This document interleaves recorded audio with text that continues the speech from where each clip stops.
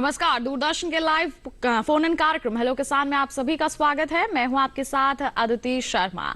किसान भाइयों बहनों, हेलो किसान कार्यक्रम एक ऐसा माध्यम है जिसके जरिए खेती किसानी से जुड़ी बात हो, चाहे पशुपालन से जुड़ी बात हो, आप अपनी जो समस्याएं हैं हमसे साझा कर सकते हैं। जरिया क्या रहता है? एक फोन कॉल। जी हाँ, टोल फ्री नंबर पर कॉल करके आप अपनी समस्याएं साझा कर सकते हैं। जो हमारे स्टूडियो में मौजूद विशेषज्ञ होते हैं वो आपकी समस्याओं का समाधान आप तक पहुंचाते हैं। और रोजाना हमारे इस कार्यक्रम में हम नया विषय लेकर आते हैं। आज है गुरुवार और इसके लिए आज हेलो किसान में दिन है पशुपालन का। तो पशुपालन से संबंधित कौन से विषय हम आपके लिए लेकर आए हैं, आइए सबसे पहले जानकारी देते हैं। आज बात होगी पशुओं में मुंह पका, खुर पका, ब्रूसेलोसिस की रोकथाम के बारे में, और साथ ही हम आपको बताएंगे बकरी पालन से कैसे बढ़ाएं आए। तो बहुत ही महत्वपूर्ण विषय है। पशुओं में खुरपका रोग हो, मुंह पका रोग हो, यहाँ पर ब्रूसेलोसिस की बीमारी हो, बहुत ही गंभीर बीमारी है। इसके बारे में आपको हम आज जानकारी देने वाले हैं। किस तरह के लक्षण हो सकते हैं, रोकथाम कैसे करें, और अगर यहाँ पर संक्रमण हो गया है तो बचाव कैसे करना है आपको। और साथ ही साथ अगर बकरी पालन आप कर रहे हैं, शुरुआत करना चाहते हैं, तो किस तरह से आपको यहाँ पर तैयारियां करने की जरूरत है। इन तमाम बातों के बारे में आज के हमारे इस कार्यक्रम में चर्चा होगी। आपके पास कोई सवाल है तो वो आप हमसे पूछ सकते हैं। कैसे? टोल फ्री नंबर पर कॉल करके। टोल फ्री नंबर है 1800-113060, 1800-113061। हमारे टोल फ्री यानी कि निःशुल्क नंबर है जिस पर आप अगले 1 घंटे के दौरान कॉल करके अपने जितने भी सवाल हैं वो हमसे पूछ सकते हैं और उनके जवाब आप तक पहुंचाएंगे स्टूडियो में मौजूद हमारे विशेषज्ञ। तो आइए परिचय करवा दें। हमारे साथ डॉक्टर संजीत शर्मा उपस्थित हैं। बता दें पशु चिकित्सा अधिकारी हैं पशुपालन विभाग दिल्ली सरकार में। डॉक्टर शर्मा, बहुत बहुत स्वागत आपका। साथ ही डॉक्टर हिमांशु पांडे भी उपस्थित हैं हमारे साथ। बता दें ये सहायक प्राध्यापक हैं आरपीएस कॉलेज कानपुर उत्तर प्रदेश में। डॉक्टर पांडे, आपका भी बहुत बहुत स्वागत है। तो किसान भाइयों बहनों, बता दिया है हमने आपको कि किन विषयों पर चर्चा करेंगे आज हम। पशुओं में खुरपका, मुंह पका रोग और साथ ही साथ ब्रूसेलोसिस की रोकथाम के बारे में, और साथ ही बकरी पालन के बारे में भी आज के हमारे इस कार्यक्रम में विस्तृत चर्चा होने वाली है। आपको बस अपने फोन से हमारे टोल फ्री नंबर पर कॉल करना है, अपने सवाल हमसे पूछने हैं। लेकिन जब भी आप फोन करेंगे आपको 2 बातों का ध्यान रखना है। एक तो नेटवर्क एरिया में आकर कॉल करें, और जब भी आपका कॉल कनेक्ट हो जाए तो अपनी टीवी की आवाज थोड़ी कम कर दें। हमें आपकी टीवी की आवाज ज्यादा आती है, आपकी आवाज हम नहीं सुन पाते, जिसके चलते सवाल हम सही तरह से समझ नहीं पाते हैं। तो इन 2 बातों को ध्यान में रखते हुए आप कॉल कीजिए। आपके कॉल्स का हम यहाँ पर इंतजार कर रहे हैं। बहरहाल हमारी चर्चा की हम यहाँ पर शुरुआत करते हैं। डॉक्टर शर्मा का सबसे पहले रुख कर लेती हूँ। डॉक्टर शर्मा, बात हो मुंह पका खुरपका रोग की, ब्रूसेलोसिस की, तो काफी घातक बीमारियां मानी जाती हैं ये। पहले हम यहाँ पर एफएमडी के बारे में बात करेंगे। इस पर आप क्या कहना चाहेंगे हमारे दर्शकों को? एफएमडी बेसिकली एक वायरल डिजीज है और इसका अगर अनुमान लगाया जाए जिसकी वजह से कि इकोनॉमिक लॉसेस इंडिया में कितना होता है, तो ये स्टडी में पाया गया है कि लगभग 20,000 करोड़ रुपए का भारत को इससे नुकसान होता है। पशुओं में जब ये बीमारी होती है, बेसिकली ये होती है cloven footed animals. Cloven footed यानी कि 2 खुर जिनके होते हैं नीचे, जिसके अंदर की गाय, भैंस, भेड़, बकरी और पिग्स, इनके अंदर ये मुख्यतः ये बीमारी होती है। वायरल डिजीज है। इसके मुख्य जो लक्षण होते हैं, इसमें हाई फीवर होता है, तेज बुखार होगा, मुंह से लार गिरेगी, और जैसे कि इसका नाम बताया गया है कि मुंह व खुर रोग, तो मुंह के अंदर इसमें काफी बड़े बड़े छाले हो जाते हैं, जीभ के ऊपर काफी बड़े छाले हो जाते हैं, जीभ पूरी एकदम जैसे गलने की तरह स्थिति में आ जाती है। इसके अलावा खुर में इसमें लक्षण होते हैं।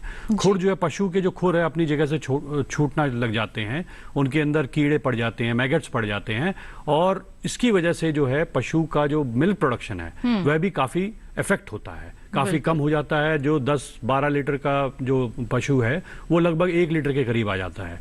और इसके मुंह में छाले होने की वजह से वो पशु जो है प्रॉपर खाना भी नहीं, अपना चारा नहीं खा पाता, चलने फिरने में भी उसको मुश्किल होती है, और इससे करीबन 1 महीने तक ये बीमारी रहती है अगर सही तरह से इसका इलाज या उपचार नहीं किया जाए।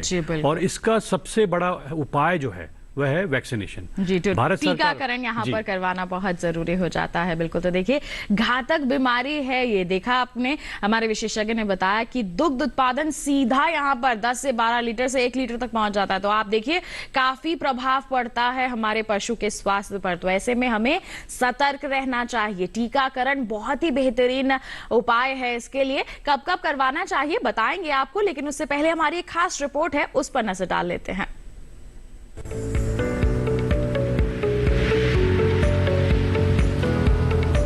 पशुओं में कई तरह के रोग लगने की आशंका रहती है, जिनमें खुरपका, मुंहपका और ब्रुसेलोसिस रोग प्रमुख हैं। खुरपका मुंहपका की बात करें तो ये रोग विषाणु से होते हैं। ये रोग किसी भी उम्र की गाय और भैंस में किसी भी मौसम में हो सकते हैं। इन रोगों के होने पर पशु सूख जाता है। पशुओं की काम करने और दूध देने की क्षमता भी कम हो जाती है। खुरपका और मुंहपका रोग की चपेट में आने पर पशु को तेज बुखार आता है। पशु के मुंह, मसूड़े, जीभ के ऊपर, होंठ के अंदर व खुरों के बीच छोटे छोटे दाने उभर आते हैं। ये दाने आपस में मिलकर बड़ा छाला बनाते हैं। छाला फटने पर वहां जख्म हो जाता है। पशु जुगाली बंद कर देते हैं। पशुओं के मुंह से लार गिरने लगती है। पशु सुस्त होकर खाना पीना तक छोड़ देते हैं। खुरपका और मुंहपका रोग से पशुओं को बचाने के लिए सही समय पर पशुओं को टीके लगवा देने चाहिए। इसके अलावा बीमार पशु को स्वस्थ पशुओं से दूर रखें। उनका खाना पानी भी अलग कर दें। पशु को बांध कर रखें और उन्हें घूमने फिरने न दें। पशु को सूखी जगह पर ही बांधें और पशुओं को कीचड़, गीली मिट्टी व गंदगी से दूर रखें। जहां बीमार पशु की लार गिरती है वहां कपड़े धोने का सोडा और चूने का छिड़काव कर सकते हैं। इसके अलावा पशु को खुरपका और मुंहपका रोग होने पर जल्द से जल्द नजदीकी पशु चिकित्सक को दिखाएं। दूसरी ओर ब्रुसेलोसिस रोग गाय, भैंस, भेड़, बकरी और सुअर में फैलने वाली संक्रामक बीमारी है। हालांकि सरकार भी पशुओं के इन रोगों को लेकर काफी गंभीर है। सरकार की ओर से भी 20 लाख करोड़ रुपए के विशेष आर्थिक पैकेज के तहत पशुपालन के विकास और पशुओं में खुरपका, मुंहपका और ब्रुसेलोसिस रोग पर नियंत्रण के लिए घोषणाएं की गई थी।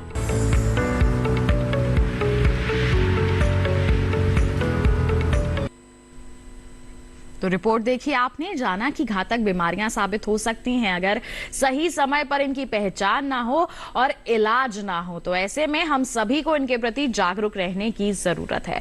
बढ़ते हैं आगे, डॉक्टर पांडे का यहाँ पर रुख करना चाहेंगे। डॉक्टर पांडे, हम बकरी पालन की यहाँ पर बात करेंगे। विषय रखा है हमने बकरी पालन से कैसे बढ़ाएं आय, तो इस पर आप क्या कहेंगे? बकरी पालन कैसे अच्छी आमदनी का जरिया बन सकता है? देखिए, निश्चित तौर पर आज आप देख रहे हैं भारत में जिस तरीके से बकरियों की संख्या में वृद्धि हुई है। बकरियों की संख्या इसमें तकरीबन 152 मिलियन को भी पार कर चुकी है। और देखा जाए तो जो बकरियों का हमारा टोटल दूध का उत्पादन है उसमें भी 3-3.5% की बकरियों की हिस्सेदारी है। और मांस उत्पादन में देखें तो तकरीबन 20% के आसपास तो जो मांस है वो बकरियों से ही उत्पादित किया जा रहा है। तो तेजी के साथ मांस में बढ़ोतरी हो रही है। उसके अलावा इससे हमें खाल से बहुत सारे चमड़ा इंडस्ट्रीज में इसका प्रयोग किया जा रहा है। और जो इसके बाल वगैरह निकलते हैं, बहुत सारे कंबल हैं, ऊनी वस्त्र हैं, इस तरीके से बनाने में इनका प्रयोग होता है। तो बकरी देखिए गरीबों की गाय भी कही जाती है, क्योंकि इनको खिलाने के लिए जिस तरीके से हमारे दूसरे जानवर होते हैं उन पे 60 से 65% तक का खर्चा आता है। बकरियों में आप देखें तो बकरी किसी भी तरह का चारा आसानी के साथ खा लेती है। घास खिला दीजिए किसी भी तरह की, तो उसमें जो उनकी खाद्य पे जो खर्चा होता है उसको कम किया जा सकता है और वो आपके फायदे में कन्वर्ट हो जाता है। बकरी थोड़ा सा खाना खा के तेजी के साथ जो उसको अपने उत्पाद में कन्वर्ट कर देती है, चाहे दूध हो, चाहे मांस हो या बाल खाल कुछ भी हो, उसकी सबकी क्वालिटी बढ़ती है। और दूसरा जो बकरी का जो आकार होता है वह बहुत छोटा होता है। उसके लिए हमें बहुत सारे लेबर की, श्रम की आवश्यकता नहीं पड़ती। तो हमारे घर की जो महिलाएं होती हैं उनका भी इसमें हम उपयोग कर लेते हैं और वो आसानी के साथ इसको हैंडल कर लेती हैं। और देखा जाता है कि जो दूसरे पशु होते हैं उनमें बीमारी लगने की संभावनाएं बहुत ज्यादा रहती है। और जबकि बकरी हमारा जहां तक है बहुत हार्डी होता है और इसमें आसानी से बीमारी लगती नहीं है। तो बकरी में बीमारी नहीं लगती है। बीमारी यदि किसी भी पशु में नहीं लगेगी तो निश्चित तौर पे उसका स्वास्थ्य अच्छा रहेगा। स्वास्थ्य अच्छा रहेगा तो निश्चित तौर पे वो किसानों की आय बढ़ाने में अपना सहयोग करेगा। तो ये सारी चीजें हैं जिससे कि देखा जा सकता है कि इनके लिए कोई विशेष तरीके की शेड की आवश्यकता नहीं पड़ती है। आप लो कास्ट शेड बना के कम खर्चे में इनमें अधिक से अधिक फायदा ले सकते हैं। तो लागत कम लगती है, जब भी लागत कम लगती है, दोगुना फायदा आपका 1 साल के बाद से। शुरुआत 1 साल में थोड़ा कम फायदा आता है, जैसे ही वो डबल होने लगते हैं, क्योंकि 2 बार कम से कम बच्चे भी आते हैं। 14 महीने के अंतर में देखेंगे तो 2 बार बच्चे देती है और एक बार में जो कुछ ब्रीड्स हैं वो 3-3 बच्चे तक देती हैं। तो आपका बहुत तेजी से फायदा होता है और फिर दूसरे साल से फायदा आपका लगभग 2.5 गुना तक बढ़ जाता है। तो इससे आप काफी मुनाफा प्राप्त कर सकते हैं। जी, तो पहले साल में अगर आपको मुनाफा कम हो रहा है तो घबराइए मत, आगे चलकर इसमें 2.5 गुना तक की वृद्धि होने वाली है। बिल्कुल, लेकिन इसके लिए बहुत जरूरी हो जाता है कि कुछ सावधानियां आपको बरतनी है, सही तरीके से देखभाल करना है, तभी आपको ये फायदा पहुंचाएगी। कम लागत में अच्छी आमदनी अर्जित करने के लिए बहुत ही बेहतरीन विकल्प है बकरी पालन। कैसे आप इसकी शुरुआत कर सकते हैं इसके बारे में भी आपको जानकारी देंगे, लेकिन उससे पहले हमारी एक खास रिपोर्ट है वो आपको दिखा देते हैं।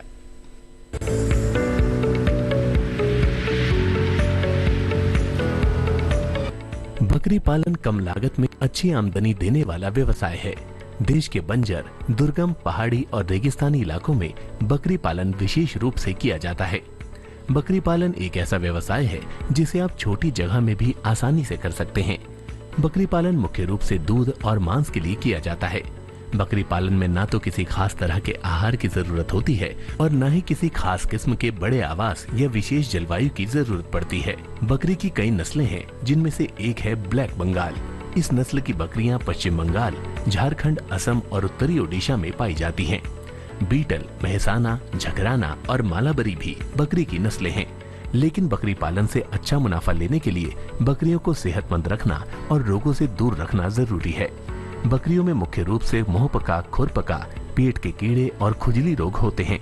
आमतौर पर ये रोग बरसात के मौसम में होते हैं, इसीलिए बरसात आते ही बकरियों की अच्छे से देखभाल करें, जिससे इन्हें रोगों से बचाया जा सके। ये रोग बहुत तेजी से फैलते हैं, इसीलिए जैसे ही इन रोगों के लक्षण बकरी में आए तो तुरंत उनका इलाज किसी अच्छे पशु चिकित्सक से कराएं। बकरियों को जंगली और हिंसक जानवरों से बचाकर रखें। अगर विशेषज्ञों की सलाह लेकर सही तरीके से बकरी पालन किया जाए तो बकरी पालन एक फायदेमंद व्यवसाय साबित हो सकता है।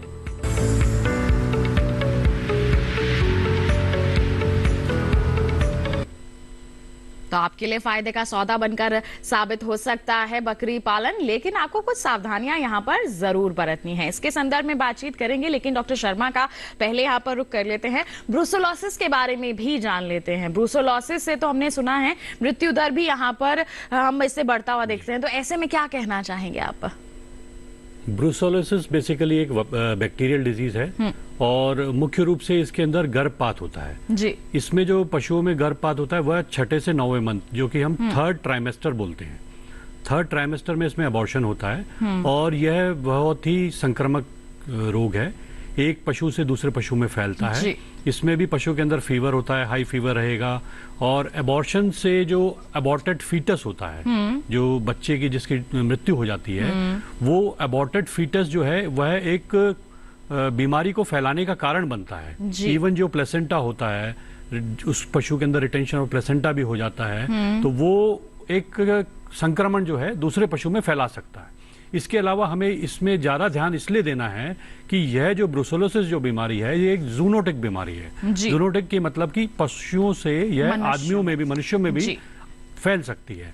इसके लिए क्या होता है कि जो भी पशु के अंदर गर्भपात होता है तो बिल्कुल ग्लव्स वगैरह पहन करके जो मृत जो बच्चे फीटस है हाँ। उसको अच्छे से दबाना होता है और प्रॉपर नमक वगैरह डाल करके, चूना डाल करके उसको करना होता है। इसके अलावा हाथ वगैरह नहीं लगाना। यह जो बैक्टीरिया है यह इंटैक्ट स्किन के अंदर से भी पेनिट्रेट कर जाता है, इसलिए यह बहुत ही घातक है।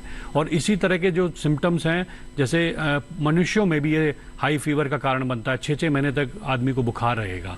और ऐसे हमारे काफ़ी वेटनरी डॉक्टर्स हैं, जो कंपाउंडर्स हैं और इवन जो हेल्पर्स होते हैं, असिस्टेंट्स होते हैं, उनके अंदर काफ़ी लोगों में यह बीमारी पाई गई है और संक्रमण होने की वजह से इससे काफ़ी दिक्कत आती है। दूसरा जो है मॉनिटरी लॉस जो पशुपालक को वो यह होता है कि उस पशु के अंदर एक तो गर्भपात हो गया, प्रॉपर वह दूध नहीं देगा पशु, रिपीट ब्रीडिंग की उसके अंदर समस्या आ जाएगी, टाइम पे वो हीट में नहीं आएगा पशु, प्रॉपर ज्ञापन नहीं होगा, रुकेगा नहीं, तो इस तरह की समस्या होने के कारण यह बीमारी भी बहुत ही इंपॉर्टेंट है। और इसके लिए भी भारत सरकार की तरफ से जो है फ्री वैक्सीनेशन किया जाता है। और इसमें खास जो बात ध्यान देने की है वह यह है कि इसमें सिंगल वैक्सीनेशन है, यानी कि 6 से 8 महीने के बच्चे, फीमेल काफ, ओनली फीमेल काफ में यह वैक्सीन लगाया जाता है और यह लाइफ लॉन्ग वैक्सीन काम करता है। मतलब आपको ईयरली वैक्सीनेशन या बूस्टर वैक्सीनेशन लगाने की आवश्यकता नहीं है। तो ये बछड़ियों में तो लगाया जाता है, कटड़ियों में भी लगाया जाता है क्या? दोनों में बछड़ी हो चाहे कटड़ी हो, 6 से 8 महीने की आप कह रहे हैं हो एज हो, तो उसमें ब्रूसेलोसिस का टीका जरूर लगवा लें, क्योंकि घातक बीमारी है। देखिए, ना केवल हमारे पशुओं के लिए, पशुपालकों के लिए, और साथ ही साथ हमारे जो डॉक्टर्स हैं, हम मनुष्य हैं, उनके लिए भी घातक बन सकती है, क्योंकि संक्रमण हो सकता है, जूनोटिक डिजीज है ये। तो ऐसे में हमें यहां पर टीकाकरण जरूर करवाना है, बहुत ही महत्वपूर्ण है। इसके संदर्भ में और जानकारी लेंगे हमारे विशेषज्ञ से, लेकिन एक कॉलर हमारे साथ यहां पर जुड़ गए हैं मध्य प्रदेश से, फूल सिंह जी। आइए उनका सवाल जान लें। Hello hello. हेलो, नमस्कार, स्वागत है आपका कार्यक्रम में। क्या सवाल है आपका? हमारे साथ डेयरी फार्म है, हमारे भैंस के लिए दूध में क्या खिलाएं, मतलब दूध नहीं बढ़ रहा है उसका। दूध नहीं बढ़ रहा है? हाँ, दूध में कमी आ रही है हमारे। आपके पशु में दूध की कमी आ रही है? हाँ, दूध में कमी आ रही है, तो उसको क्या खिलाए अपन? बिल्कुल, क्या कहेंगे डॉक्टर शर्मा? दूध की प्रोडक्शन के लिए पहले तो ये देखना है कि वो अभी स्टार्टिंग स्टेज में है, पीक स्टेज में है, या एकदम एंड ऑफ लैक्टेशन में है। दूध बढ़ाने के लिए 2-3 चीजें इंपॉर्टेंट होती हैं। पहला तो कैल्शियम का, क्योंकि दूध में कैल्शियम काफी मात्रा में होता है, तो कैल्शियम अलग से ओरल कैल्शियम काफी मार्केट में उपलब्ध होते हैं। तो 100 ml लार्ज एनिमल को, गाय भैंस को 100 ml पर डे देना होता है। इसके अलावा कई प्रकार के मिनरल मिक्सचर भी अवेलेबल हैं, और कई एनर्जी डेफिशिएंट एनिमल्स होते हैं, उनको एनर्जी रिच जो सप्लीमेंट प्लस में एनर्जी रिच डाइट दी जाती है। कई बार जो है जो नेगेटिव एनर्जी बैलेंस अगर हो जाता है किसी पशु में ब्याने के बाद, तो उसका भी ध्यान देना है। अगर हाई एनर्जी डेफिशिएंसी हो रही है तो एनर्जी रिच हमें सप्लीमेंट और फूड दोनों ही उसमें देना है।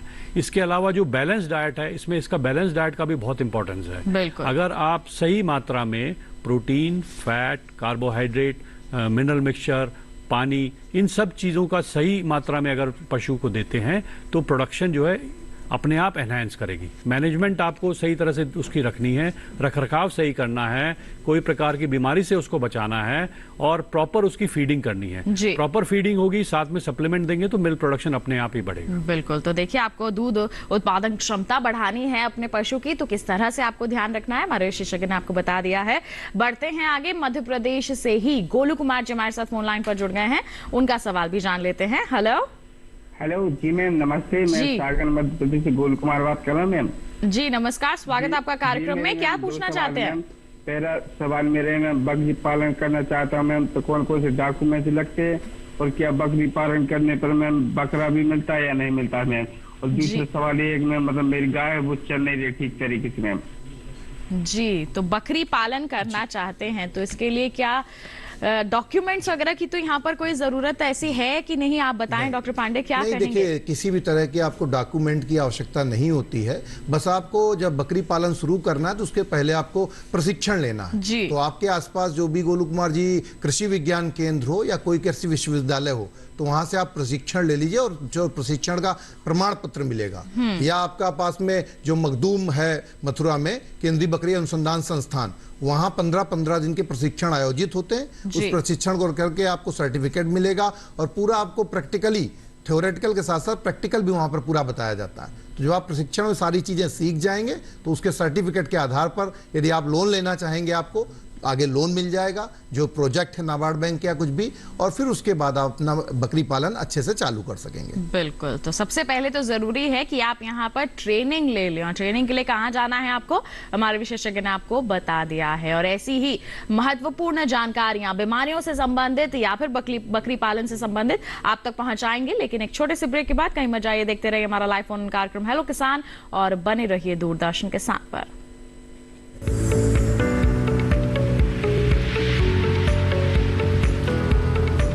अरे भाई, सुना नहीं क्या? केसीसी ने किसानों का जिंदगी बदल दिया है। देश के छोटे किसान 1,60,000 रुपये तक का कर्ज बिना किसी गारंटी को ले पाएंगे। ब्याज खोरों से भी पीछा छुटा। मैं तो जैविक खेती का पूरा सामान मंगा लिया, केसीसी का भी कोई दबाव नहीं। ब्याज चुकाने के लिए पूरा 1 साल मिलता है। समय पर भुगतान करने पर केवल 4% के सालाना ब्याज पे लोन मिल गया मुझे। अपना आधार कार्ड, लेटेस्ट फोटो और जमीन के कागजात लेके अप्लाई करो बस। और नामांकन भरने के लिए जेब भी ढीली नहीं करनी पड़ी।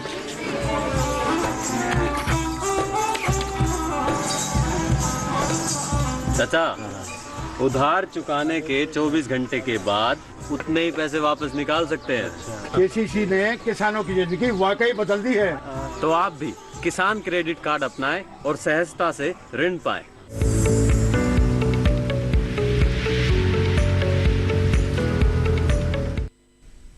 ब्रेक के बाद दूरदर्शन किसान के लाइव फोन इन कार्यक्रम हेलो किसान में आप सभी का फिर से स्वागत है। आज हम बात कर रहे हैं पशुओं में मुंहपका, खुरपका और ब्रुसेलोसिस की बीमारी के बारे में और साथ ही बकरी पालन के बारे में। कोई सवाल है आपके मन में तो आप बेझिझक हमारे टोल फ्री नंबर पर कॉल करके अपने सवाल हमसे पूछ सकते हैं। आपके सवालों के जवाब हमारे विशेषज्ञ आप तक जरूर पहुंचाएंगे। तो हम यहाँ पर बात कर रहे थे बकरी पालन के बारे में कि अगर बकरी पालन की शुरुआत करनी है तो उससे पहले ट्रेनिंग लेने की बहुत जरूरत हो जाती है। ट्रेनिंग ले लेंगे, उसके बाद सर्टिफिकेट मिल जाएगा तो आसानी से आप इसकी शुरुआत कर सकते हैं। ट्रेनिंग के बाद का पहला कदम क्या होना चाहिए, इसके बारे में हमारे विशेषज्ञ से हम जानेंगे। लेकिन एक कॉलर हमारे साथ यहाँ पर जुड़ गए हैं, उनका सवाल हम पहले जान लेते हैं। हेलो, हाँ, तो नमस्कार। बछिया है तो गाय भी नहीं होती है और इनका सवाल जो है जो पूछा है इन्होंने, क्या कहेंगे डॉक्टर शर्मा आप? उनका सवाल यह था कि इनकी गाय है इनके पास और वो ग्याबन नहीं होती है जी। तो ग्याबन ना होने के बेसिकली दो बीमारियां मानी जाती हैं। पहला है एनिस्टस, दूसरा है रिपीट ब्रीडिंग। अगर एनिस्टस की समस्या है जिसमें कि वो हीट में, ताव में नहीं आ रहा है पशु, तो उसके लिए दो चीजें सबसे पहले उसको करनी होती है पशुपालक को कि पहला तो उसको डीवर्मिंग करें, पेट के कीड़े की कृमिनाशक दवा पिलाएं और उसके बाद जो है रेगुलर उसको 1 महीना तक 50 ग्राम की मात्रा में मिनरल मिक्सचर खिलाना है। इन दो चीजों को करने के बाद अगर पशु फिर भी ताव में नहीं आता है तो उसके पशु की जांच होनी नजदीकी पशु चिकित्सालय में जरूरी है, जिससे कि यह जानकारी प्राप्त कर सके कि पशु के अंदर कोई भी किसी प्रकार की कोई ओवरी के अंदर कोई सिस्ट है या ओवरी के अंदर कोई कॉर्पस ल्यूटियम बन गया है जिसकी वजह से वो पशु जो है हीट में नहीं आ पा रहा है। और दूसरी चीज है रिपीट ब्रीडिंग की कि वो ताव में आता है, हर 21 दिन बाद का एक साइकिल है, 21 दिन बाद दोबारा जैसे वो कराते हैं लेकिन वो पशु रुकता नहीं है। रिपीट ब्रीडिंग के कारण उसमें भी मिनरल मिक्सचर तो देना ही होता है। कई बार जो है बच्चेदानी के अंदर इन्फेक्शन भी होता है यूट्रस में, उस इन्फेक्शन के लिए कम से कम 5 दिन से 7 दिन तक उस यूट्रस के अंदर इंट्रायूट्राइन थेरेपी जो है दवाई डलवानी चाहिए नजदीकी पशु चिकित्सालय से। और इसके अलावा पशु की प्रॉपर जांच कराएं, उसके अंदर कोई कमी तो नहीं है। डीवर्मिंग रेगुलर उसकी कराएं, हर 3 से 6 महीने के बीच में। मिनरल मिक्सचर रेगुलर 50 ग्राम पर डे देना होता है। इसके अलावा उसके अंदर कोई भी कमी अगर की जाती है, जांच में पाई जाती है, तो उसके अंदर हार्मोनल थेरेपी पे भी हम जा सकते हैं। लेकिन हार्मोनल थेरेपी कभी भी जो है बिना किसी पशु चिकित्सक के सलाह से नहीं करना चाहिए।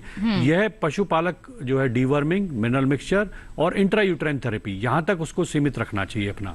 और इसके अलावा भी अगर कोई पशु जो है रुकता नहीं है तो फिर जो है उसकी जांच करके प्रॉपर इलाज कराएं उसका। बिल्कुल। तो इसी के साथ आइए बढ़ते हैं आगे। एक और कॉलर हमारे साथ यहाँ पर जुड़ गए हैं, उनका भी सवाल जान लेते हैं। हेलो हेलो हेलो, नमस्कार, स्वागत है आपका कार्यक्रम में। क्या सवाल है आपका? मैम एक्चुअली क्या मैंने हैदराबाद से 45 दिवसीय प्रशिक्षण ले चुका हूँ मैं, तो मैं चाहता हूँ कि कोई और ऐसा वो हो कि जिससे मैं मेरी डेयरी फार्मिंग को बढ़ावा दे सकूँ। बिल्कुल, डेयरी फार्मिंग को आप बढ़ावा देना चाहते हैं, ट्रेनिंग आप ले चुके हैं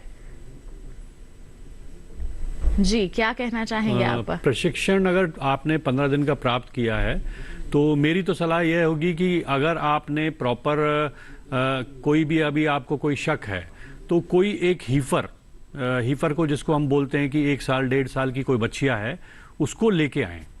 उसके साथ आप प्रॉपर जो है डेयरी स्टार्ट करें, चाहे आप 1 बच्चिया लें, 2 बच्चिया लें या 4 बच्चिया लें, जैसे अवेलेबिलिटी और आपकी फाइनेंशियल सिचुएशन के ऊपर है।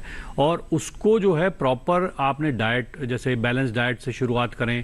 प्रॉपर जब हीट में आए उसको प्रॉपर हीट के लक्षण को ध्यान में देते हुए, फिर उसको प्रेगनेंसी जैसे होगी उसके बाद 9 महीने के बाद जब वो होता है, तो ये प्रॉपर जब तक आप अपने आप इसको करके देखेंगे तब आपको ज्यादा बेटर एक्सपीरियंस मिलेगा। प्रशिक्षण आपने प्राप्त कर लिया है, इसके अलावा आपको कोई समस्या आती है या आपको कोई भी किसी भी चीज में, तो नजदीकी पशु चिकित्सालय भी होते हैं, कृषि विज्ञान केंद्र भी होते हैं। आजकल टोल फ्री नंबर से आप प्रॉपर अपने सवालों के जवाब भी प्राप्त कर सकते हैं। तो मेरा तो यह कहना है कि सलाह यही होगी कि आप इसको शुरुआत करें, चाहे आप कोई एक गाय लेके आ जाएं या कोई बछिया ऐसी लेके आएं जो जिसको हीफर बोलते हैं, और वहां से शुरुआत करें।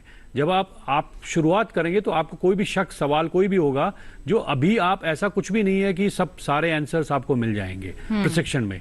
जब आप इस तरह की चीज खुद करते हैं, खुद के अनुभव से सीखेंगे, अनुभव से सीखेंगे, और जो समस्या आती जाएगी उसके आपको जो उपाय है या सुझाव है वो आपको मिलते रहेंगे। बिल्कुल, तो यहाँ पर आप छोटे स्तर पर ही शुरुआत जरूर कीजिए। बढ़ते हैं आगे, डॉक्टर पांडे का रुख करना चाहेंगे। डॉक्टर पांडे, प्रशिक्षण ले लिया हमारे युवाओं ने या जिसने भी बकरी पालन की शुरुआत करने की सोची है, तो ऐसे में उनका प्रशिक्षण के बाद पहला कदम क्या होना चाहिए? निश्चित तौर पर देखिए, आवास जो उनका है वो पहला कदम होना चाहिए। आपने ट्रेनिंग ले ली है तो आवास के लिए आप स्थान का चुनाव किस तरह से कर रहे हैं, जो भी आप स्थान का चुनाव करें इतनी दूर आप न करिएगा कि वहां जंगली जानवरों का भय हो, सुलभता से उस स्थान पर आप पहुंच सके, थोड़ा ऊंचाई पर वो स्थान हो।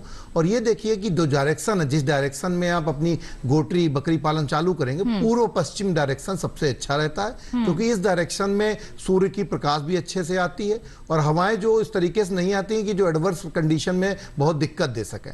और साथ में आप ये देख लीजिएगा कि जहां पर आप अपना ये बकरी पालन खोलने जा रहे हैं वहां पर बिजली की सुविधा है कि नहीं है, बाजार पास में है कि नहीं है, तो ये सारी चीजें सबसे पहले आपको देखनी होंगी। और उसके बाद जो दूसरा सबसे अहम मुद्दा है वो ये है कि आप सिलेक्शन ऑफ ब्रीड्स, जो है नस्ल का चयन, वो आपको अच्छा करना होगा, क्योंकि आपने अपने रीजन के अनुसार नस्ल का चयन नहीं किया। सपोज दैट आप रहने वाले उत्तर प्रदेश के हैं और आपने उस्मानाबादी बकरी का चयन कर लिया तो बड़ी दिक्कत आएगी। उसके लिए रीजन के हिसाब से आप नस्ल का चयन करिए। नस्ल का चयन सही ढंग से कर लिया, फिर उनकी खिलाई पिलाई के बारे में ध्यान दीजिए कि कौन कौन खिलाई पिलाई के बारे में आपसे जानेंगे, लेकिन एक कॉलर जुड़ गए हैं डॉक्टर पांडे, उनका सवाल हम पहले शामिल कर देते हैं, फिर आहार के बारे में हम आपसे जानकारी यहाँ पर लेंगे। जम्मू से इस वक्त कुलदीप जी हमारे साथ फोन लाइन पर हैं। हेलो जी, नमस्कार मैम। जी नमस्कार, स्वागत आपका कार्यक्रम में, पूछिए अपना सवाल। मैं पूछना चाहता हूँ कि अगर बकरी पालन करना हो तो कौन सी नस्ल की जो बकरी अच्छी होती है और ये कहाँ से मिलेगी? बिल्कुल, तो देखिए अच्छा ही सवाल इन्होंने किया है। जम्मू से बात कर रहे हैं, क्या कहेंगे डॉक्टर पांडे? जी निश्चित तौर पर देखिए, आपको वहां पर जो हिमालयन क्षेत्र की बकरियां हैं, एक कश्मीरी बकरी होती है उसको आप पाल सकते हैं। उसके साथ साथ चांगथांग एक बकरी है, चेंगू बकरी है, गद्दी है। गद्दी हालांकि हिमाचल प्रदेश का मुख्य है, फिर भी कश्मीर के लोग भी उसको पालते हैं। तो ये सारी हिमालय क्षेत्र की बकरियां हैं, इनको आप पाल सकते हैं। और इसके लिए आप जहां पर भी जम्मू कश्मीर में हैं वहां के पास के कृषि विज्ञान केंद्र में जाकर आप संपर्क करिएगा, या कृषि विश्वविद्यालय जो भी आपका है वहां जाएंगे तो वो आपको वहां पर वो बता देंगे कि किस जगह से आपको ये नस्ल उपलब्ध हो जाएगी। क्योंकि ये बहुत अच्छा है कि आप जम्मू कश्मीर में हैं और ये नस्ल इस तरह की है कि वहां पर इससे जो फर पश्मीना वगैरह जो प्राप्त होता है, जो मैंने बताया था कि ऊनी कंबल, साल, ये सब तैयार किए जाते हैं। कश्मीरी और चेंगू जो है, दो ये ऐसी ब्रीड्स हैं कि इनसे बहुत अच्छा चीजें प्राप्त होती हैं और बाद में इनका मीट के पर्पस के रूप में भी इनका हम प्रयोग कर देते हैं। और वहाँ का क्लाइमेट के हिसाब से ये ब्रीड्स बहुत अच्छी है। इन ब्रीड्स को लेकर आप वहाँ बकरी पालन अपना चालू कर दीजिए। बिल्कुल, तो कुलदीप जी इन नस्लों का आप चयन कर सकते हैं अपने क्षेत्र में बकरी पालन करने के लिए। तो नस्लों का चयन यहाँ पर हो गया, आवाज भी हमने यहाँ पर बना लिया। आहार के बारे में क्या कहेंगे डॉक्टर पांडे? आहार के बारे में देखिए, निश्चित तौर पर कई बार जो हमारे बकरी पालक होते हैं वो जान नहीं पाते उनको क्या खिलाना, क्या और कितनी मात्रा में खिलाना।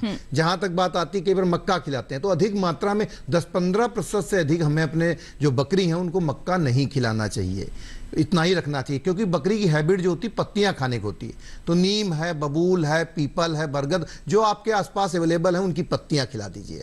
साथ में देखा जाता है कि आपकी बहुत सारी वेजिटेबल्स होती हैं, गाजर है, पुदीना है, इस तरीके की जो भी हैं, इनके बचे हुए डंठल हैं उनको आप खिला सकते हैं। बेर है और जो आपके आसपास गुड़हल, इनकी जो भी झाड़ वगैरह होते हैं, झरबेरी वगैरह, इनकी जो होती हैं पत्तियां, इनकी भी यूज की जा सकती हैं। साथ में जो हमारी रिजिका होती है, लूसन जिसको बोलते हैं, बरसीम है, इनको भी थोड़ा बहुत हम बकरी को फीडिंग के तौर पर खिला सकते हैं। और जो आपके यहाँ पर अनाज जो भी उपलब्ध होते हैं, खासतौर पर अरहर की जो होती हैं, जितनी चूनी वगैरह निकलती है, चने की चूरी वगैरह निकलती है, इसका प्रयोग कर सकते हैं। कहने का अर्थ है कि हमें फीड में बहुत अधिक खर्चा करने की आवश्यकता नहीं होती। और यदि आप चराने के लिए बाहर ले जा रहे हैं तो दूब घास या अन्य जो भी घासें हैं उनको चरवाते तो आपकी फीडिंग कास्ट बहुत घट जाती है। और फीडिंग की जो बकरी की हैबिट होती है वो ब्राउजिंग की होती है कि उसको आप टांग दीजिए। रात के समय में कई बार बकरी भूखी होती है तो आपने टांग दिया, तो टांग के उसको जो खाती है तब उसका पेट अच्छी तरह से भरता है, क्योंकि एक बार आपने फीड डाला वो पूरा खा लेती है, दोबारा फीड डालिए। थोड़ा बहुत जब फीड बचता है इसके मतलब बकरी का पेट भर गया है। तो अधिक फीड की आवश्यकता नहीं होती, फीड कास्ट आपकी ज्यादा नहीं जाती, जो आपके पास अवेलेबल चीजें हैं। इसीलिए आप जब स्थान का चयन करते हैं तो वह उर्वरक, यदि उर्वरता युक्त भूमि है तो थोड़ी बहुत घासें वहां पर आप नेपियर घास वगैरह लगा देंगे तो वो कई कई साल तक चलती है। तो आपके बकरी पालन में वो आपका काफी सहयोग भी मिल जाता है, यहाँ पर ज्यादा लागत भी नहीं आती, तो वो आपका फायदा बढ़ता है। बिल्कुल, तो आहार पे कुछ अतिरिक्त आपको यहाँ पर खर्च भी नहीं करना पड़ता है। तो देखिए आपके लिए काफी फायदे का सौदा बन सकता है, लेकिन आप इन सब बातों को जरूर ध्यान में रखेंगे तभी। इसी के साथ बढ़ते हैं आगे। कॉलर हमारे साथ और जुड़ गए हैं महाराष्ट्र से, आइए जान लेते हैं क्या है उनका सवाल। हेलो हेलो, नमस्कार, स्वागत आपका कार्यक्रम में। क्या सवाल है आपका? मैं मोहम्मद सलीम बोल रहा हूँ, अकोला महाराष्ट्र से। मेरे पास में अभी 2 बकरी है और आगे मुझे बकरी पालन करने का है, तो मैं आपसे जानकारी लेना चाहता। अभी आपके पास 2 बकरियां पहले से हैं और इसको आप और बढ़ाना चाहते हैं? हाँ ठीक है, बिल्कुल। तो अभी इसको बढ़ाने के लिए डॉक्टर पांडे क्या सलाह रहेगी आपकी? देखिए, निश्चित तौर पर यदि आपके पास 2 बकरियां हैं तो आप 2 बकरी से ही कर सकते हैं, पर बशर्ते जो मैंने कहा था कि आपने किस नस्ल का चयन किया है। आपके महाराष्ट्र के लिए ओस्मानाबादी जो बकरी है बहुत अच्छी है और मीट के लिए बहुत अच्छे से प्रयोग की जाती है जी। और काले कलर की बकरी होती है और पूरे शरीर में इसके बाल वगैरह होते हैं और बहुत अच्छी तेजी के साथ बढ़ती है और वर्ष में 2 बार ये ब्याती और एक बार में कम से कम 2 से 3 बच्चे तक देती, कई बार 4 बच्चे तक देखे गए हैं इसके। तो उस्मानाबाद बकरी का आप चयन करिए और यदि 2 बकरियां हैं तो आप उसमें निराश ना होइए, उसी को बढ़ाना चालू करिए। यदि आपने 2 बकरियों को ही खिलाया पिलाया और अच्छे से बढ़ाया तो 1 साल बाद आपकी ये 8 से 10 बकरियों में बदल जाएंगी। और यदि आपके पास थोड़ी सी पूंजी है तो 3-4 बकरियां आप और ले लीजिए इसी नस्ल की और इसको आप बकरी पालन के तौर पर इसको बढ़ाएंगे जो उस्मानाबादी से, तो निश्चित तौर पर आपका फायदा, क्योंकि आपके रीजन के अकोला रीजन में है, विदर्भ रीजन में गर्मी बहुत होती है, 40 से 45 डिग्री टेम्परेचर 46 डिग्री तक भी जाता है, तो ये उस रीजन के लिए बहुत ही अच्छी नस्ल है। तो आप अकोला में इस नस्ल को पाल के अपना फायदा बढ़ा सकते हैं। बिल्कुल। तो सलीम जी, आपने क्या करना है हमारे विशेषज्ञ ने आपको बता दिया है। बढ़ते हैं आगे और आप तक जानकारियां हम पहुंचाएंगे, चाहे वो पशुओं में खुरपका मुंहपका रोग की हो बात, चाहे ब्रुसेलोसिस की, चाहे बकरी पालन की। लेकिन एक छोटे से ब्रेक के बाद कहीं मत जाइए, देखते रहिए हमारा लाइव फोन इन कार्यक्रम हेलो किसान और बने रहिए दूरदर्शन किसान पर।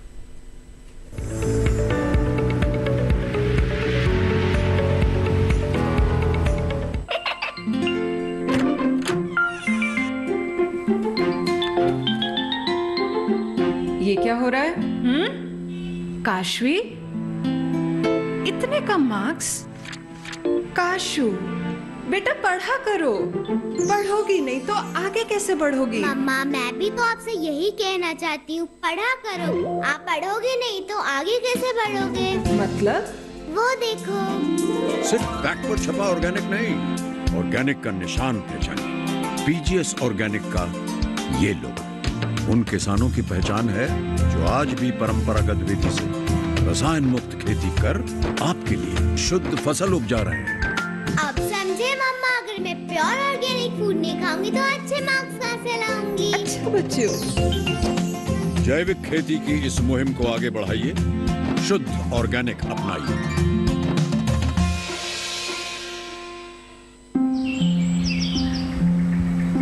अरे अरे अरे क्या कर रहा है? इधर इधर इधर, हम बोल रहे हैं तेरे बीजू का। पुतला बोल रहा है? हाँ, पक्षियों से तो हम खेत को बचा लेते हैं, पर इन घातक रसायनों से कैसे बचाएं? मतलब? देख बेटा, तू जो ये अंधाधुंध रसायन मिलाता है ना, मिट्टी की सेहत बिगड़ने लगी है और जब माटी ही कमजोर पड़ जाएगी तो उपज कैसे सेहतमंद होगी? अरे पहले ऐसा नहीं था, पूछना अपने बड़े बुजुर्गों से, कैसे फसल लहलहाती थी, शुद्धता झलकती थी। हाँ, माटी भी तंदुरुस्त और लोग भी। पहली वाली बात कहाँ? पर अब तो सब यही डाले हैं। सब नहीं, आज भी लाखों जागरूक किसान परंपरागत विधि से फसल उगा रहे हैं, खर्चा कम और उपज की कीमत भी बेहतर पा रहे हैं। ठीक है भाई, मैं भी आज से जैविक खेती शुरू करूंगा। माटी से प्रेम की परंपरा है परंपरागत खेती।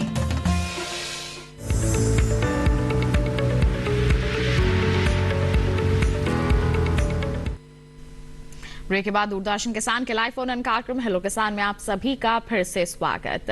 लगातार हमारी चर्चा जारी है एफएमडी और ब्रुसेलोसिस के बारे में, बकरी पालन के बारे में। कोई सवाल है आपके मन में तो आप बेझिझक हमारे टोल फ्री नंबर पर कॉल करके अपने सवाल हमसे पूछ सकते हैं। आपके सवालों के जवाब आप तक पहुंचाएंगे स्टूडियो में मौजूद हमारे विशेषज्ञ। और बता दें इस वक्त भी एक कॉलर जुड़े हुए हैं किशनगढ़ राजस्थान से हमारे साथ इस वक्त घनश्याम जी फोन लाइन पर हैं। हेलो, नमस्कार, स्वागत आपका कार्यक्रम में। पूछिए अपना सवाल। जी क्या प्रॉब्लम है बताओ। जी आपको क्या सवाल पूछना है, आप अपनी समस्या साझा कीजिए। जी आपको क्या सवाल पूछना है घनश्याम जी? ये मेरे गाय ज्ञापन नहीं डबी रही है। गाय जो है ज्ञापन नहीं हो रही है, इसके बारे में जानना चाहते हैं आप? जी हाँ, उससे क्या प्रॉब्लम है? मैंने 4-5 बार ट्राई कर ली और जी क्या समस्या आ रही है, इस पर क्या कहेंगे आप डॉक्टर शर्मा? इनका सवाल भी वही है, अभी जो पुराने जो आपके एक क्वेश्चन आया था जी, पहले कॉलर पूछ चुके हैं लेकिन एक बार फिर आप से चाहेंगे आप इनका जवाब मुख्य दें। रूप से रिपीट ब्रीडिंग का केस है। हर 21 दिन में पशु जो है ताव में आ रहा है और वो रुक नहीं रहा है। बेसिक चीज यह जानना जरूरी है कि उसका जो साइकिल है क्या वो 21 डेज का है। 21 डेज के अलावा कई बार कोई पशु होता है हर 5 दिन में, 7 दिन में, 10 दिन में हीट में आता रहता है, तो उसका साइकिल प्रॉपर 21 डेज का होना चाहिए। उसको हम हार्मोनल इंजेक्शन से हम प्रॉपर तरीके से उसको ठीक कर सकते हैं। दूसरी चीज, उस पशु के लिए पेट में कीड़े की दवाई मिनरल मिक्सचर 50 ग्राम डेली जो है वो खिलाना है, जिससे कि किसी भी मिनरल, क्योंकि क्या होता है रिपीट ब्रीडिंग के कई ऐसे मिनरल्स हैं जो बहुत ही इंपॉर्टेंट होते हैं, जिसके अंदर आयरन है, कॉपर है, कोबाल्ट है, जिंक है, आयोडीन है, जिनकी बहुत ज़्यादा मतलब अगर कमी हो जाती है तो पशु जो है प्रॉपर हीट में नहीं आएगा या रुकेगा नहीं। तो इनका सेवन जो है उसको पशुपालक को पशु को खिलाना होता है।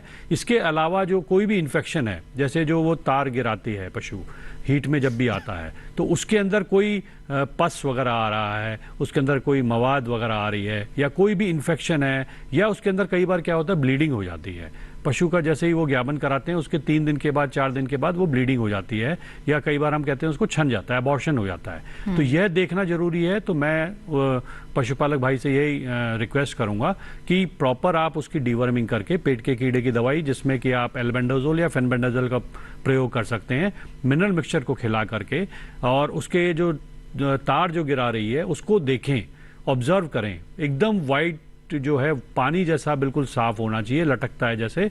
इसके अलावा जो है नजदीकी पशु चिकित्सा में जा करके एक बार पशु की जांच करा लें और उनसे एक बार सलाह ले लें। जी बिल्कुल, तो क्या करना है आपको, हमारे विशेषज्ञ ने आपको बता दिया है घनश्याम जी। बढ़ते हैं आगे। डॉक्टर शर्मा, आपने शुरुआत में कहा था कि अगर एफएमडी की रोकथाम करना है तो बहुत ही बेहतरीन एक हमारे पास विकल्प है कि टीकाकरण करवाया जाए। तो टीकाकरण कब करवाना चाहिए, इस पर क्या कहेंगे आप? टीकाकरण जो है साल में 2 बार किया जाता है। जो भी 4 से 6 महीने से पशु जो है उससे ऊपर है, चाहे वो बछिया है, कटिया है, भेड़ है, बकरी है, इसका टीका भारत सरकार द्वारा मुफ्त उपलब्ध कराया जा रहा है। आजकल जो है NADCP जो प्रोग्राम है भारत सरकार का, उसके तहत यह टीकाकरण हो रहा है। इसमें जो टीकाकरण लगाने वाला है उसके लिए भी उसको जो है मानदेय दिया जाता है, और जो टीका लगवाता है वो फ्री है। इसके अलावा उसकी पूरा रिकॉर्ड जो है इनाफ पोर्टल पे फीड किया जाता है। जो भी व्यक्ति इसको इनाफ पोर्टल पे डालता है उसको भी भारत सरकार जो है मानदेय देती है। इससे भारत सरकार के पास प्रॉपर एक तो रिकॉर्ड आ जाता है, पशुपालक का रिकॉर्ड होता है, और भारत सरकार इसको चेक भी कराती है। अक्सर देखा गया था कि लोग जो है, कई लोग इच्छुक नहीं होते वैक्सीन लगवाने के लिए। उनके अंदर ऐसी शंका होती है कि इसको लगवाने से पशु में गर्भपात हो जाएगा या पशु का जो दूध है वो कम हो जाएगा। इस तरह की कोई कारण नहीं होता। गर्भपात होने का वैक्सीन से कोई रिलेशन नहीं है। फिर भी हम लोग कहते हैं कि जो लास्ट जो मंथ ऑफ प्रेगनेंसी है उसके दौरान इसको ना लगाया जाए, और अपने जो पशुपालक की वैसे उसकी पूरी ध्यान देनी है। और गर्मी की वजह से या कोई स्ट्रेस कंडीशन की वजह से या ट्रैवल जो होता है उसकी वजह से अबॉर्शन हो सकता है। वैक्सीन अगर प्रॉपर तरीके से लगवाएंगे, साल में 2 बार इसको लगवानी है, पशु चिकित्सालयों द्वारा यह मुफ्त लगाई जा रही है। वैक्सीन लगवाएंगे तो आपका 100% जो है अपने पशु को जो है इस बीमारी से बचा सकते हैं। यह बीमारी बहुत ही घातक है। इसका अगर अनुमान करें तो एक पशु पे कम से कम 15 से 20 हजार का नुकसान हो जाता है अगर उसको FMD आ जाता है। तो यह देख लीजिए कि किसी की अगर 10 पशु की 100 पशु की डेयरी है और यह संक्रमण है, एक पशु से दूसरे पशु में फैलता है। और यह भी कहा गया है कि इसका जो वैक्सीनेशन प्रोग्राम है, अगर आपके बाड़े में या आपके उस एरिया में अगर बीमारी आ गई है तो उस समय उसका वैक्सीनेशन नहीं करवाना है। वैक्सीनेशन प्रिवेंशन है और यह पहले करवाना है, बीमारी के आने से पहले, बरसात के आने से पहले और 1 दिसंबर माह में, या जब भी भारत सरकार के द्वारा गाइडलाइंस आती हैं, उनका शेड्यूल आता है, उसके हिसाब से वैक्सीनेशन टीकाकरण जो है करवाना चाहिए। बिल्कुल, तो साल में 2 बार आप टीकाकरण जरूर करवाएं अपने पशुओं का। निःशुल्क टीकाकरण यहाँ पर किया जा रहा है। आपके पशु इससे बचेंगे ही, इस घातक बीमारी का संक्रमण नहीं होगा। तो इसके लिए अब आप लोग सतर्क हो जाइए, अब आपको टीकाकरण करवाना ही है। कोई शंका मत रखिए कि इससे आपके पशु के दूध में कमी आ जाएगी या गर्भपात हो जाएगा, ऐसा कुछ भी नहीं होता है। बल्कि आपका पशु जो है वो सुरक्षित ही होता है। बढ़ते हैं आगे। मध्य प्रदेश से इस वक्त गिरिराज जी फोन लाइन पर हैं, जान लेते हैं उनका क्या सवाल है। हेलो हेलो, नमस्कार, स्वागत आपका कार्यक्रम में। क्या सवाल है आपका? हमारा सवाल है मैम, गाय की अच्छी नस्ल कौन सी? गाय की अच्छी नस्ल कौन सी है? बिल्कुल, मध्य प्रदेश से बात कर रहे हैं जी। डॉक्टर शर्मा क्या कहेंगे? जी, गायों में क्या था, पहले जो पशुपालक जो होते थे वो हाई प्रोडक्टिव जो गाय होती थी, जैसे कि हॉल्स्टन फ्रीजन और जर्सी, उनका ज्यादातर वो करते थे। लेकिन आज के परिप्रेक्ष्य में देखा जाए तो जो अपनी इंडिजिनस ब्रीड्स हैं, जो भारत की ब्रीड्स हैं, उनकी डिमांड बढ़ी है और उनके अंदर जो है अधिकतर गायों में जो एशियन ब्रीड्स बोला गया है उनके अंदर A2 प्रोटीन होता है, जो कि हमारे मनुष्य के लिए, पीने वाले के लिए बहुत ही फायदेमंद होता है। इससे डायबिटीज हो गया या BP हो गया, हाइपरटेंशन जिसे हम कहते हैं, और इस तरह की जो बीमारियां हैं वो नहीं होती हैं अगर इन A2 मिल्क वाली गायों का दूध लेते हैं। तो अब A2 मिल्क में कौन सी इंडिजिनस ब्रीड्स आती हैं जिसको आप पशुपालक कर सकते हैं? इसमें थारपारकर है, गिर नस्ल की गाय है, हरियाणा भी है, जितने भी जो आपके यहाँ पे लोकल है उन गायों का आप लें। और आजकल, पहले क्या होता था, जो देसी गाय होती थी उसका दूध 1-2 किलो 3 किलो से ज्यादा कभी देती नहीं थी। लेकिन ब्रीड अपग्रेडेशन की वजह से और प्रॉपर सेलेक्टिव के तरीके से इनको हम लोगों ने अपग्रेड किया है और आज जो है गिर नस्ल की गाय आपको 15 लीटर से लेके 20 लीटर से लेके और भी अधिक की भी मिल जाएगी। और यह जो है देसी गाय का मैं तो हमेशा सलाह देता हूं कि हमेशा देसी गाय को ही पालें जो कि आपके एरिया में है। जैसे सपोज करें राजस्थान में तो गुजरात में गिर नस्ल को काफी पसंद किया जाता है और इसका दूध भी जो है वाइट होता है।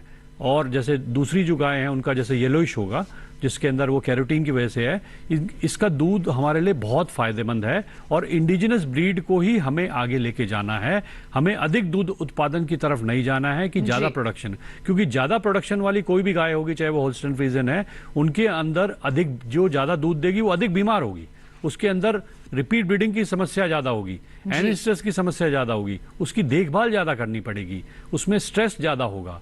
तो बेटर ये है कि हमारे जो एनवायरमेंट है, जो देसी नस्लें हैं हमारी, उनका चयन किया जाए, सही रहता है। बिल्कुल, तो आपको क्या करना है, हमारे विशेषज्ञ ने आपको जानकारी दे दी है। बढ़ते हैं आगे। महाराष्ट्र से सुनील जी फोन लाइन पर हैं, उनका सवाल जान लेते हैं। हेलो हेलो मैम जी, नमस्कार, स्वागत आपका कार्यक्रम में, पूछिए अपना सवाल। क्या जानना चाहते हैं सुनील जी? मैम, बकरी पालन के लिए नया व्यवसाय चालू कर रहे हैं, तो हमारे इधर कौन सी नस्ल की बकरी पालन की शुरुआत करना है इनको, और महाराष्ट्र से बात कर रहे हैं। डॉक्टर पांडे क्या कहेंगे? देखिए, निश्चित तौर पर जो आपका प्रश्न है कि किस नस्ल की बकरी पालनी है, पहले तो अपना आप क्षेत्र देख लीजिए कि आवास वगैरह वहाँ ठीक बना हुआ है। उसके साथ साथ नस्ल की जहाँ तक बात आती है, उस्मानाबादी मैंने आपको बताया था, और एक बेरारी नस्ल है। यदि आप विदर्भ के रीजन के आसपास के हैं, मराठवाड़ा रीजन के आसपास है, बेरारी नस्ल का भी चयन कर सकते हैं।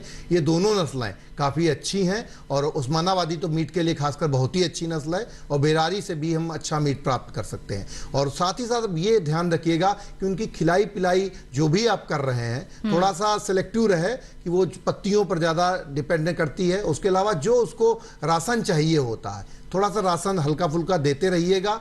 आप देख लीजिएगा, जो भी आप बकरी लेते हैं, मान लीजिए एडल्ट बकरी बकरी है तो कम से कम 500 ग्राम से 1 किलोग्राम तक उसको राशन अवश्य देते रहें, क्योंकि मीट पर्पस के लिए आप उस मानवादी को ले रहे हैं। यदि आप उसको राशन नहीं देंगे थोड़ा बहुत, तो फिर उतनी तेजी से उसका जो है मीट बढ़ेगा नहीं, वो तेजी से बढ़ेगी नहीं। तो आप उसको बराबर राशन वगैरह दें, और राशन देंगे, सही नस्ल का चयन करेंगे तो आपका बकरी पालन फायदे में जाएगा। बिल्कुल। तो कौन सी नस्ल आपने चुननी है, ये आपको जानकारी मिल गई है। बढ़ते हैं आगे। डॉक्टर पांडे, आपके पास ही आना चाहेंगे। लगातार आप हमारे दर्शकों को बता रहे हैं कि अगर बकरी पालन करते हैं तो अच्छी आमदनी अर्जित की जा सकती है, कम लागत लगती है। आमदनी बढ़ाने का एक और जरिया होता है प्रोसेसिंग। क्या बकरी पालन से जुड़े हुए जो लोग हैं वो प्रोसेसिंग की ओर भी बढ़ सकते हैं? अगर हाँ, तो किस तरह के कदम उठाने चाहिए? देखिए, निश्चित तौर पर प्रोसेसिंग तो आपको करनी चाहिए, आगे जाएंगे तो प्रोसेसिंग भी कर सकते हैं। पर आप देखेंगे कि बकरी पालन में जो बकरी का दूध आता है, खासकर जो उसकी अच्छी नस्लें हैं, जमुनापारी वगैरह, आप देखेंगे कि उसका जो दूध होता है, आप चाहे गाय भैंस कोई भी नस्ल का दूध दीजिए, बकरी का दूध बहुत ही अच्छा होता है। उसमें क्योंकि बसा कड़काएं छोटी होती हैं, मिनरल्स बहुत अधिक मात्रा में होते हैं, आसानी के साथ पच जाता है। और एलर्जी वाले जितने भी पेशेंट होते हैं उन्हें बकरी के दूध की रिकमेंडेशन दी जाती है। अब एक प्रॉब्लम्स आती है, ज्यादातर देखा जाता है कि बकरी के दूध में थोड़ी बहुत स्मेल आती है, तो वो आप अपना जो शेड है वहां पर बकरे को बकरी से कम 16 मीटर की दूरी पर बांधिए। थोड़ा दूरी ज्यादा रहेगी, मान लीजिए उतनी दूरी ना हो, आपके यहाँ कम जगह है तो थोड़ा दूरी से बांधेंगे, क्योंकि जो उसकी त्वचा होती है उससे कैप्रिक अम्ल वगैरह निकलता है, तो उसकी वजह से वो महक आ जाती है। और साथ में जो प्रोसेसिंग की बात कही, इससे भी हम गोट के पनीर वगैरह बना सकते हैं, आगे जा सकते हैं प्रोसेस करके। आप पनीर तो बन ही सकता है इसका निश्चित तौर पर, तो आप प्रोसेसिंग पे भी कर सकते हैं। जब आपके पास ज़्यादा बकरी होंगी, आपका ज़्यादा दूध उत्पादन आ रहा होगा, तो आप प्रोसेस करके उस प्रोडक्ट बनाकर आप मार्केट में दे सकते हैं। बिल्कुल। तो न केवल मांस और दूध के लिए आप यहाँ पर बकरी पालन करें, आप आगे चलकर उनके प्रसंस्कृत उत्पाद भी तैयार कर सकते हैं। उनकी बिकवाली करेंगे तो सोचिए आपकी आमदनी कितनी और बढ़ जाएगी। आपके लिए काफी फायदेमंद ही साबित होगा। और किस तरह से आप अपने मुनाफे को बढ़ा सकते हैं, कौन सी सावधानी आपको बरतनी है, बताएंगे। लेकिन अभी रुक रहे हैं एक और छोटे से ब्रेक के लिए। कहीं मत जाइए, देखते रहिए हमारा लाइव फोन इन कार्यक्रम हेलो किसान, और बने रहिए दूरदर्शन किसान पर।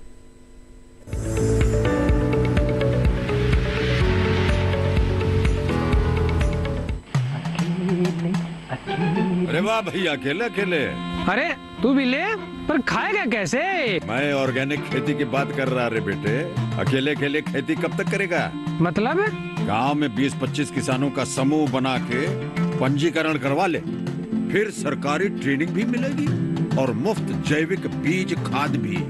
फिर बीजीएस ऑर्गेनिक की सरकारी मोहर के साथ तेरी उपज आकर्षक पैक में पहुंचेगी बड़े बाजार तक। अच्छा? हाँ। अरे भाई, कहाँ चल दिया? सबको साथ लाने, आमदनी बढ़ाने। तो किसान भाई समझ गए ना? साथ मिलकर ऑर्गेनिक खेती कीजिए, अपनी परंपरा को आगे बढ़ाइए, ज्यादा मुनाफा कमाइए। माटी से प्रेम की परंपरा है परंपरागत खेती।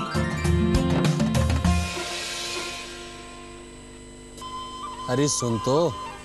मुझे क्या सुनाना चाहते हो? जो सुनाओ मेरी सौतन को। किसको? अरे वही तुम्हारा मोबाइल फोन जिससे सुबह शाम दिन रात चिपके रहते थे और कहते थे किसान कॉल सेंटर से बातें हो रही हैं। अच्छा ये बात है। हाँ, क्यों? क्या हुआ? अब बात नहीं होती क्या? अब तो झट से बात हो जाती है। ऐसा क्या? हाँ, अब तो ज्यादा लाइनें और खास तकनीक के कारण खेती के माहिरों से तुरंत बात हो जाती है। और अगर कभी लाइन व्यस्त हो तो अपनी समस्या फोन पर रिकॉर्ड करा दो, वहाँ से फोन आ जाता है और समस्या की हल का मैसेज भी आ जाता है। ये देखो आ गया। अरे वाह, इसका मतलब इंतजार की घड़ी अब खत्म। हाँ। तभी मैं सोचूं कि आजकल मुझ पर इतना प्यार क्यों आ रहा है। कृषि संबंधी समस्याओं का अपनी भाषा में तुरंत हल पाने के लिए पूरे भारत में किसी भी फोन से हेल्पलाइन नंबर पर संपर्क करें। किसानों का दोस्त किसान कॉल सेंटर।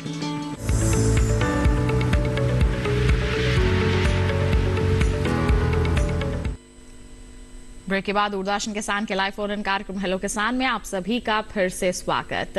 लगातार हम चर्चा कर रहे हैं एफएमडी ब्रुसेलोसिस और बकरी पालन के बारे में। समय काफी कम रह गया है, अब जल्दी से आप अपना फोन उठा लीजिए और अपने सवाल आप हमसे पूछ सकते हैं। और इस वक्त भी एक कॉलर हमारे साथ जुड़े हुए हैं, आइए उनका सवाल हम जान लेते हैं। हेलो हेलो, नमस्कार, स्वागत है आपका नेमचंद जी कार्यक्रम में। अपना सवाल पूछिए। अरे हमारी भैंस बच्चा देने के बाद में अभी तक बैठी नहीं है मैडम, जी बिल्कुल, खड़ी की खड़ी रहती है। जी क्या कहेंगे डॉक्टर शर्मा, ये किस वजह से हो सकता है? समझ नहीं आया। भैंस जो है बच्चा देने के बाद अभी तक बैठी नहीं है, अभी तक खड़ी है। अगर 4-6 घंटे 8 घंटे हुए तो कोई ऐसी बात नहीं है। ज्यादातर ब्याने के बाद जो समस्या आती है वो कीटोसिस की प्रॉब्लम होती है। 20 दिन का समय जो है ये बता रहे हैं हो गया है। हाँ, तो वो कीटोसिस की प्रॉब्लम है। हाँ। कीटोसिस की इसमें क्या होता है, जांच करने के लिए स्ट्रिप आता है, यूरिन से आप चेक कर सकते हैं कि इस पशु के अंदर कीटोसिस कितनी मात्रा में है। कीटोसिस की बीमारी जो है पार्चुरेशन के बाद ही होती है अमूमन। इसके अंदर क्या होता है कि पेशाब में एक अलग तरह की स्मेल आती है और जो है पशु जो है खाना भी प्रॉपर ले नहीं पाता है, चारा भी प्रॉपर नहीं लेता है, दूध का प्रोडक्शन भी प्रॉपर उसका बढ़ता नहीं है। इसके उपचार में हम 3 तरह से चलते हैं इसमें। सबसे पहले तो क्या है, इसके पशु के ग्लूकोज की मात्रा बहुत कम हो जाती है जी। तो इसके लिए रेगुलर जो है 2 दिन 3 दिन 5 दिन तक, जब तक उसकी आवश्यकता है या उसकी जरूरत है, उसकी हेल्थ स्टेटस जैसा है पशु का, तो ग्लूकोज की बोतल जो है कम से कम 4, 5, 6 बोतल जो है डेली उसको आईवी दिलानी होती है। इसके अलावा अगर पशु फिर भी बैठता नहीं तो हमें स्टेरॉइड्स का भी उपयोग करना पड़ता है, जिसके अंदर काफ़ी ऐसे सॉल्ट हैं जो प्रेडनिसोलोन से लेकर के आजकल जो लेटेस्ट जो सेफ्ट आ गए हैं जो स्टेरॉइड्स हैं उनको दिया जाता है। ग्लूकोज प्लस में ये। इसके अलावा तीसरी जो चीज़ होती है नियासिन जो होता है, एक विटामिन होता है और नियासिनमाइड की निकोटिनामिक एसिड बोलते हैं। इसका अगर सेवन पशु को किया जाए, और ऐसे कई ऐसे मार्केट में प्रोडक्ट्स भी उपलब्ध हैं जो कीटोसिस के लिए स्पेसिफिक होते हैं, जो कीटोसिस की बीमारी में ही दिए जाते हैं। अगर निकोटिनामिक एसिड वाला प्रोडक्ट आपको मिल जाए मार्केट में, इसका सेवन मात्र 12 से 13 ग्राम ही करना है डेली और इसको आपको 10, 12, 15 दिन तक देना है। तो उपचार के लिए आपको इंट्रावेनस फ्लूइड ग्लूकोज आपको चढ़वानी है, स्टेरॉइड की मात्रा आपको देनी पड़ सकती है, इसके अलावा जो है फास्फोरस और कैल्शियम उसको देना है और निकोटिनामिक एसिड। इन चीज़ों का अगर आप करेंगे तो वो पशु के अंदर से वो बीमारी जो है निकल जाएगी और पशु की रिकवरी जो है बड़ी फास्ट होती है। जैसे ही उसको ये बीमारी निकल जाएगी, इसमें कई बार जो हमारे जो है कैल्शियम बोरोग्लूकोनेट और जो है डेक्सट्रोज की बोतल भी आती है जो आईवी चढ़ानी होती है। तो कैल्शियम बोरोग्लूकोनेट प्लस में ग्लूकोज की बोतल और निकोटिनामिक एसिड, ये 3 चीज़ों का जो है अगर करवाएं। लेकिन सलाह हमारी यही रहेगी कि जो नज़दीकी पशु चिकित्सालय है वहाँ से संपर्क करके वहाँ से एक बार उनको दिखा लें और इस तरह के लक्षण उनको बता दीजिए और इस तरह का ट्रीटमेंट अगर वो करेंगे तो रिकवरी बहुत फास्ट होगी। बिल्कुल, तो किस तरह की संभावनाएं हो सकती हैं ये हमारे विशेषज्ञ ने आपको बता दिया है। बढ़ते हैं आगे, डॉक्टर पांडे आपके पास आना चाहेंगे। बकरियों में भी अगर हमें अच्छी आय अर्जित करनी है बकरी पालन में, तो जरूरी है कि निरोगी रखें हम अपनी बकरियों को। इसके लिए क्या सलाह रहेगी आपकी? देखिए, कुछ रोग ऐसे होते हैं जो कि बकरियों में आते हैं। मैं बताना चाहूंगा कि एक बकरी का बकरी प्लेग PPR के नाम से आता है, बकरी प्लेग रोग होता है। इसमें भी शरीर का तापमान बकरियों के बहुत तेजी के साथ बढ़ जाता है और इसका जो प्रमुख लक्षण है कि बकरी को काले रंग के दस्त लग जाते हैं, फिर निमोनिया हो जाता है। ये इसका प्रमुख लक्षण होता है। ओठ पर, जीभ पर देखेंगे खूब सारे दाने हो जाते हैं। तो इसके लिए एंटीबायोटिक्स दवाएं आती हैं रोकथाम, क्योंकि विषाणु से ये रोग फैलता है। तो एंटीबायोटिक्स दवाएं हैं, आपके विटामिन्स हैं, उनको आप दे सकते हैं और दस्त को रोकने के लिए जो प्रतिरोधक दवाएं हैं उनको दे दीजिए। पर इसका 4 माह की उम्र में, क्योंकि 4 माह से 12 माह तक के बच्चों को ज्यादा प्रभावित करता है, 4 माह की उम्र में इसका जो टीका है 1 ml का डोज अवश्य लगवा दीजिए। साथ में डॉक्टर साहब ने जैसा बताया खुरपका मुपका के बारे में बहुत सारी चीज़ें बताई उन्होंने कि इसका टीकाकरण जो है सितंबर अक्टूबर में या मार्च में एक बार होता है, तो इसका टीकाकरण भी करा दीजिए, नहीं तो मुंह खुरपक जाते हैं, ये भी विषाणु जनित रोग है तो बहुत दिक्कत होती है। साथ ही साथ बकरी का एक चेचक रोग होता है पाक्स, जो कि सभी जगह उसके मुंह में, अन्य जगहों पर, कान में, सब जगह दाने बन जाते हैं और ये दाने जो फूट के लाल रंग हो जाती है, फिर चमड़ी काली पड़ जाती है। तो इसके लिए भी वैक्सीन होता है, 3 माह की उम्र में हमको वैक्सीनेशन कर देना चाहिए। साथ में एक फड़किया रोग होता है जिसको देसी भाषा में बोलते हैं इंट्रोक्सीमिया। यदि हमने एक साथ बहुत सारी बकरी रख ली है या उनको अधिक प्रोटीनियस डाइट खिला दी है तो ये रोग उत्पन्न हो जाता है। वर्षा ऋतु में रोग होता है। इस रोग में तुरंत आफारा हो जाता है, पेट में दर्द होता है, 3 से 4 घंटे में हमारी बकरी की मृत्यु हो जाती है। तो इसके लिए भी 3 माह की उम्र में बकरी का टीकाकरण कराएं और उसका एक रिपीट डोज जो बूस्टर डोज होता है वो भी 15 दिन के अंतर में करा देंगे। तो और बीमारियां हैं साथ में, हमारे जो परजीवी लगते हैं, वाह्य परजीवी और अंतः परजीवी, क्योंकि वाह्य परजीवी जो लग जाते हैं वो हमारे शरीर का खून चूसते हैं बकरियों के शरीर का, तो जो बकरी कमजोर होने लगती है। यदि वो हम दूध और मांस के लिए पाल रहे हैं तो उसके लिए दवाएं आती हैं, टिकोवर्म दवा है, अन्य दवा है, मैलाथियन, उसका उस जगह पर डालिए और वो जिसमें दवा डाले चाटने ना पाए, उतनी देर इसका रोकथाम थोड़ा सा करें। और आपकी जो अंतः परजीवी है इसके लिए डिवार्मिंग अवश्य कराइए, क्योंकि डिवार्मिंग जिसकी होगी तभी सही रहेगा। जो भी एल्बोमार साल्ट है उसका प्रयोग करिए और उसका डिवार्मिंग प्रॉपर कराएंगे तो ये इस तरीके की छोटी छोटी क्रियाएं करेंगे। यदि आपकी बकरियां निरोगी रहेंगी तो आपको बहुत फायदा दे सकती है। निरोगी काया रहेगी तभी तो अच्छी आमदनी यहाँ पर मिल पाएगी। तो देखिए, बकरी पालन अगर आप कर रहे हैं, शुरुआत करना चाहते हैं, तो आपको ये तमाम बातें हैं जो ध्यान में रखनी है। पशुओं का पालन आप कर रहे हैं, गाय है, भैंस है, बकरी है, भेड़ है, तो किस तरह से आपको एफएमडी और ब्रुसेलोसिस से रोकथाम करनी है, इसके बारे में भी आज के हमारे इस कार्यक्रम में आपने विस्तार से जान लिया है। और इतनी अहम जानकारियां आप तक पहुंचाने के लिए विशेषज्ञों का बहुत बहुत धन्यवाद देना चाहेंगे। आप दोनों यहाँ पर उपस्थित हुए, इतनी अहम जानकारियां साझा की, बहुत बहुत धन्यवाद आप दोनों का। धन्यवाद। तो किसान भाइयों बहनों, आज के हमारे इस कार्यक्रम में तो महत्वपूर्ण जानकारियां पशुपालन से संबंधित आपने हासिल कर ली। अब अगले कार्यक्रम में क्या विषय हम आपके लिए लेकर आने वाले हैं, आइए आपको बता देते हैं। अगले कार्यक्रम का जो विषय है वो रहेगा खरीफ में मोटे अनाज की खेती, बाजरा और ज्वार पर खास तौर पर बात होगी। साथ ही आपको बता दें विषय रहेगा सेब के बागों का रख रखाव। दोनों ही महत्वपूर्ण विषय हैं। आपके पास कोई सवाल है, पहले ही हम तक पहुंचा दीजिए, ईमेल कीजिए हमें। ईमेल आईडी है हमारी hellokisan2015@gmail.com। साथ ही आप फेसबुक के जरिए भी हमसे जुड़ सकते हैं। फेसबुक पर जाइए, हिंदी में टाइप कीजिए हेलो किसान, वहां हमारा पेज खुल जाएगा। वहां पर आप अपने सवाल जो है रिकॉर्ड करवा सकते हैं या पोस्ट कर सकते हैं। डीडी किसान कॉल सेंटर नंबर भी एक जरिया है जिसके माध्यम से आप अपने सवाल पहले ही हम तक पहुंचा सकते हैं, रिकॉर्ड करवा सकते हैं। 1800113606 इसका नंबर है। सोमवार से शनिवार सुबह 6 बजे से रात के 10 बजे तक कॉल करके आप अपने सवाल रिकॉर्ड करवाइए, हम उन्हें कार्यक्रम में जरूर शामिल करेंगे। और हमारे लाइव टोल फ्री नंबर जो हैं वो तो रहेंगे ही, जिसके माध्यम से आप कार्यक्रम के दौरान अपने सवाल हमसे पूछ सकते हैं। और साथ ही बता दें, टीवी स्क्रीन पर दिखाए जा रहे इस क्यूआर कोड को आप स्कैन कर लीजिए और सीधा आप पहुंचेंगे हमारे यूट्यूब चैनल पर। दोबारा हमारा ये कार्यक्रम आप देख सकते हैं, महत्वपूर्ण जानकारियां पुनः हासिल कर सकते हैं। तो इसी के साथ आज के हमारे इस कार्यक्रम में बस इतना ही। अगले अंक में होगी मुलाकात, तब तक के लिए हमें दीजिए इजाजत, लेकिन आप बने रहिए दूरदर्शन किसान पर। नमस्कार।